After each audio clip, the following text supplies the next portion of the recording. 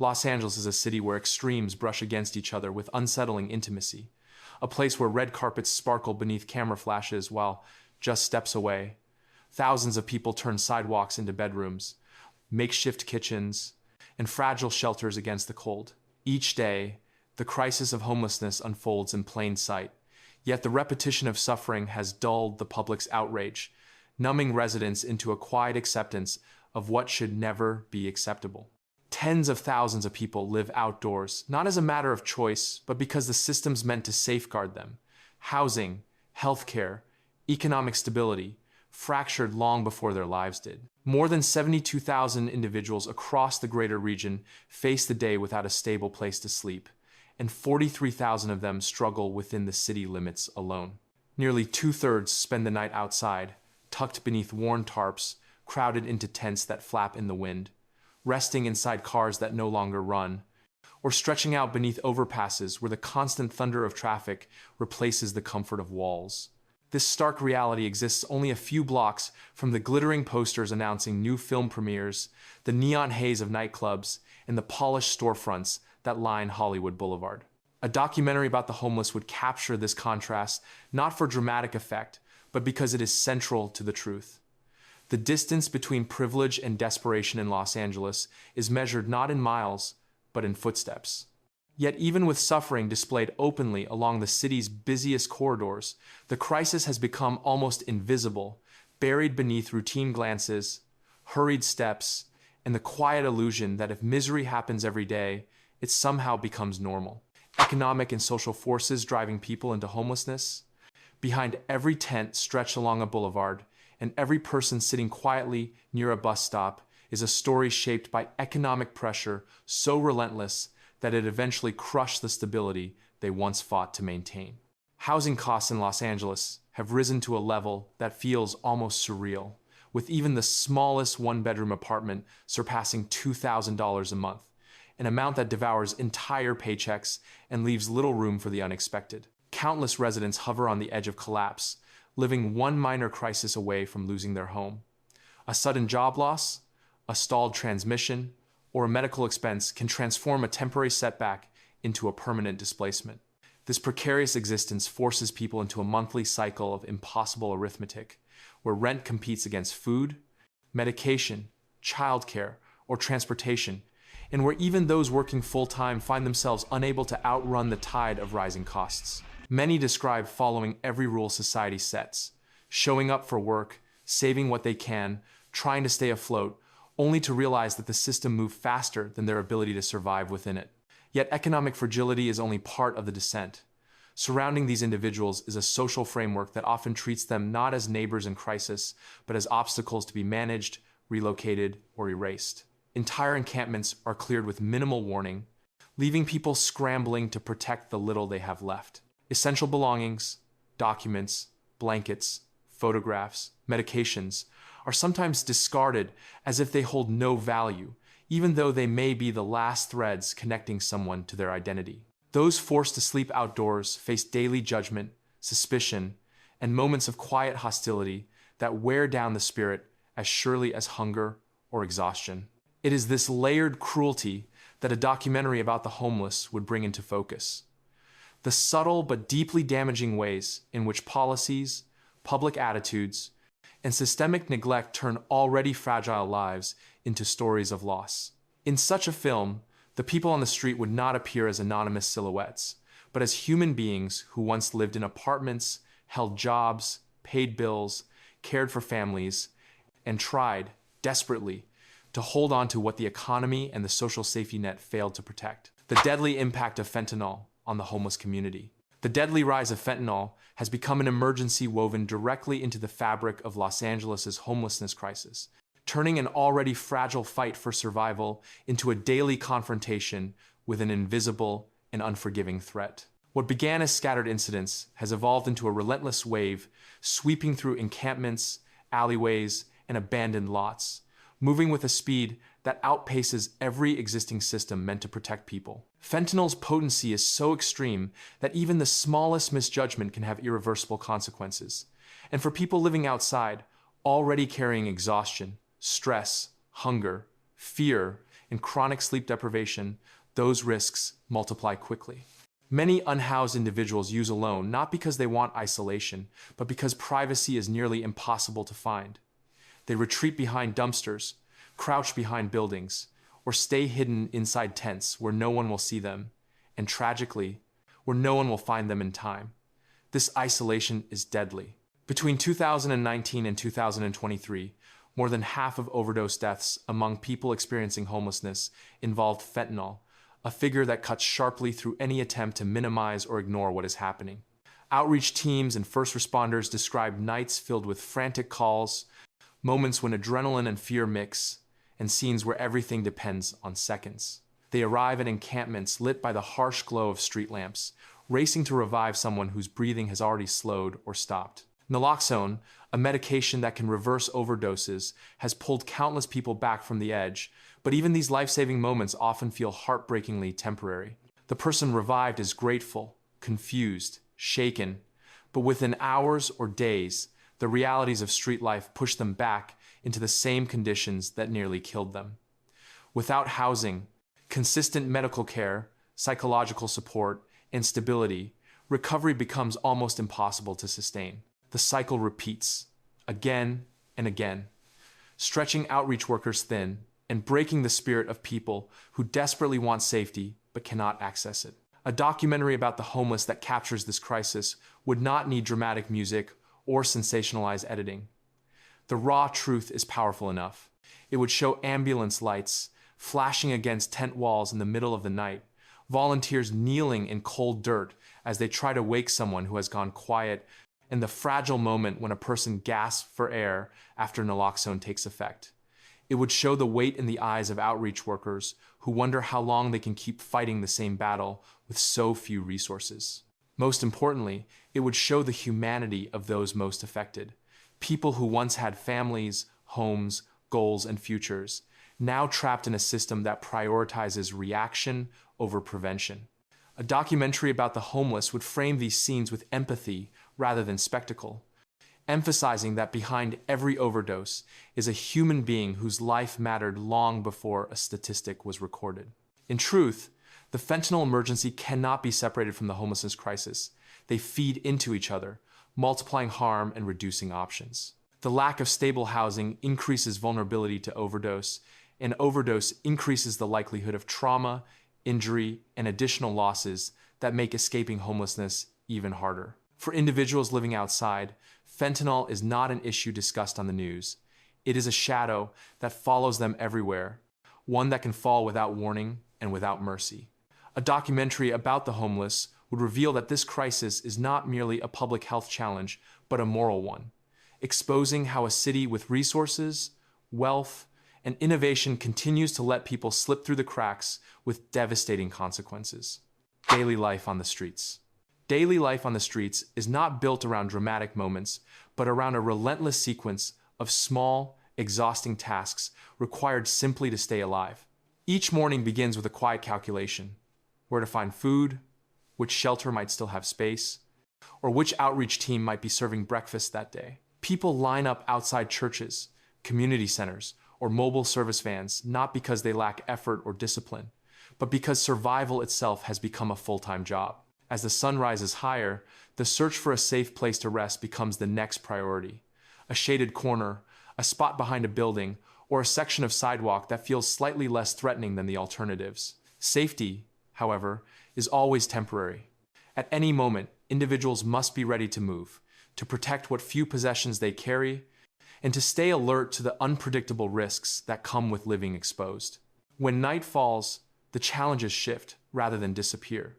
Cold air seeps into tents and vehicles, making sleep uneasy and often interrupted. The fear of having belongings stolen or of being told to relocate in the middle of the night keeps many from fully resting at all. Underneath these physical hardships lies an emotional strain far heavier than most people imagine.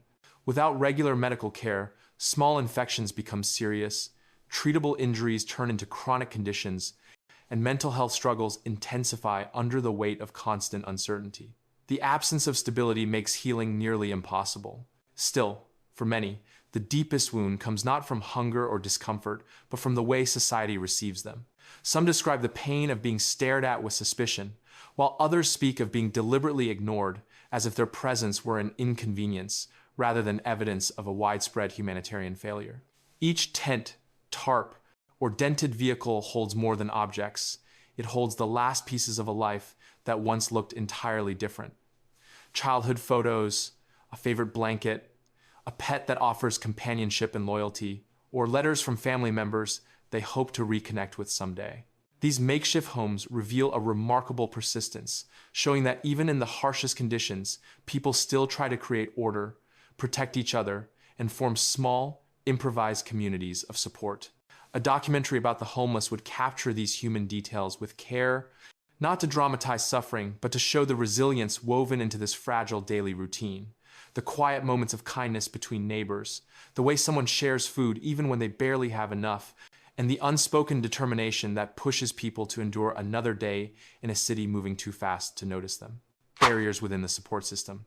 Although Los Angeles offers an array of assistance programs meant to guide people out of homelessness, the reality of accessing those resources often resembles navigating a maze whose walls shift without warning.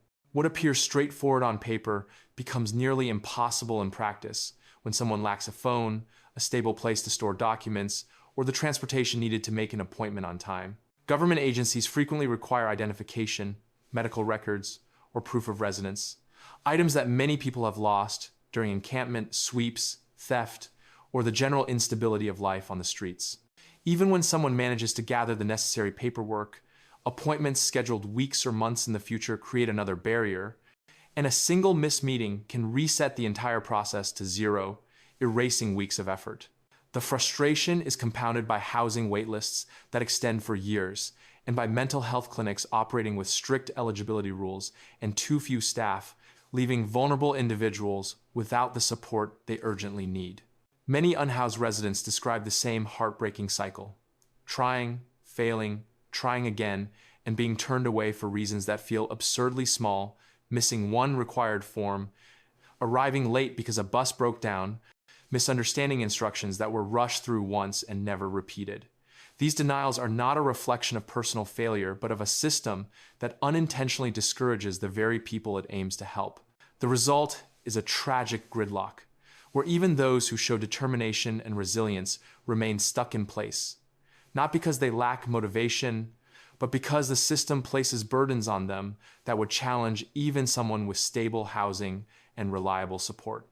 A documentary about the homeless would reveal this reality with clarity and empathy, showing how good intentions can transform into barriers when the structures meant to provide assistance ignore the everyday complications of living without a home.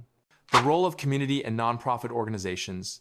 Among the failures of formal systems, the most reliable lifeline for people experiencing homelessness often comes not from government agencies, but from nonprofits, churches, grassroots collectives, and volunteers who step into the gaps with compassion that is both practical and deeply human. These groups move through encampments with the consistency of a heartbeat, offering meals, water, clothing, hygiene kits, and, perhaps most importantly, moments of genuine connection that remind people they are still seen and valued. Medical outreach teams bring mobile clinics directly to sidewalks and riverbeds, treating infected wounds, administering vaccinations, checking vital signs, and providing the kind of care that would otherwise be inaccessible. Harm reduction workers distribute naloxone, teach overdose prevention, and create microenvironments of safety in places where fentanyl's presence makes every day unpredictable.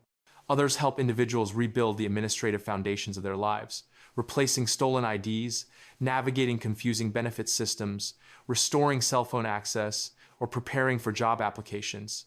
Small steps that slowly push the door back open to stability. Housing First programs, which place individuals into housing without preconditions, have given many the first real chance at rebuilding, proving that shelter is not a reward for recovery, but the foundation that makes recovery possible. Yet despite their effectiveness, these efforts remain dwarfed by the scale of the crisis. Nonprofits stretch limited budgets, volunteers burn out, and outreach teams are forced to choose which emergencies to prioritize when resources run thin.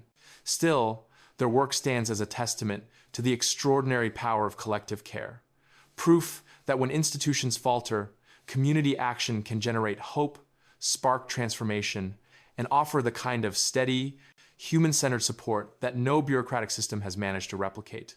The deep roots of the crisis. Understanding why Los Angeles has become one of the most visible epicenters of homelessness in the nation requires looking far beyond the present moment and deep into the city's political and economic history. For decades, Los Angeles has faced a profound shortage of affordable housing, a crisis born not from a single failure, but from a layered sequence of policy decisions that restricted construction, prioritized luxury development over community needs, and chronically underfunded public and supportive housing. As rents surged and wages stagnated, the gap between what people earned and what it cost to keep a roof overhead widened into a canyon that tens of thousands inevitably fell into. At the same time, the healthcare system fractured into scattered, disconnected services where mental health treatment, addiction support, and long-term care never aligned into a stable safety net. People could access help on one day and find themselves entirely abandoned the next. Cuts to social programs, made quietly over decades, removed the very lifelines meant to catch individuals during moments of hardship, whether from job loss, illness, trauma, or generational poverty. These structural failures converged into a large-scale humanitarian emergency in which economic strain, insufficient medical care, and bureaucratic neglect meet on the sidewalks every single day. And while public attention occasionally flares after a tragic headline or a political speech, it just as quickly fades, leaving the same systemic issues intact. The result is not simply a housing crisis, but a reflection of national priorities. A mirror held up to a society that invests heavily in spectacle, but hesitates to invest in survival. Every person sleeping on the pavement tonight carries the weight of decades of policy failures they had no part in creating. Every preventable death demands that we rethink how compassion, resources, and opportunity are distributed, and how long the nation is willing to let the gap between prosperity and suffering widen before acting with the urgency this crisis requires. Signs of hope and ongoing efforts for change. Despite the severity of the crisis, hope continues to appear in small but powerful ways. Some individuals have moved into stable housing through dedicated programs and now speak about the relief of having a locked door, a warm bed, and the chance to rebuild their lives. Others enter treatment programs and gradually overcome the cycle that once held them in place. Even amid difficulty, people show remarkable strength, supporting one another in encampments, sharing food, caring for pets, and checking on neighbors during extreme weather. New initiatives aim to increase housing supply, expand mental health services, and respond more effectively to fentanyl-related emergencies. But progress is slow, and the scale of the crisis means that positive steps often feel overshadowed by the urgency of the present. Even so, each success story proves that change is possible and that the crisis is not beyond solving. Ethical and social questions we must confront. The crisis unfolding in Los Angeles ultimately forces society to confront a series of deeply uncomfortable moral questions, questions that cut through political debates and touch the very core of what it means to be part of a community. How many more lives must slip away quietly before decisive, coordinated action is finally taken? How long will a city celebrated for its creativity, wealth, and cultural influence allow widespread suffering to exist only blocks away from film premieres and multi-million-dollar neighborhoods? And when will the public conversation finally shift from assigning blame to accepting responsibility? These questions reveal the immense ethical weight carried not only by policymakers, but by every resident who benefits from the systems, conveniences, and privileges of the city. They expose a truth that is difficult to face. This is not simply a matter of insufficient housing stock or bureaucratic inefficiencies, but a profound test of collective conscience, a measure of how willingly or unwillingly a society chooses to protect those with the least power to advocate for themselves. A documentary about the homeless would conclude not with despair or hopelessness, but with a direct challenge to its viewers. To look without turning away, to recognize the shared humanity that binds communities together, and to understand that the crisis was never inevitable. It was shaped by decades of choices, political, economic, cultural, and it is choices, rooted in compassion, accountability, and the belief that every person deserves safety and dignity that can finally change its course.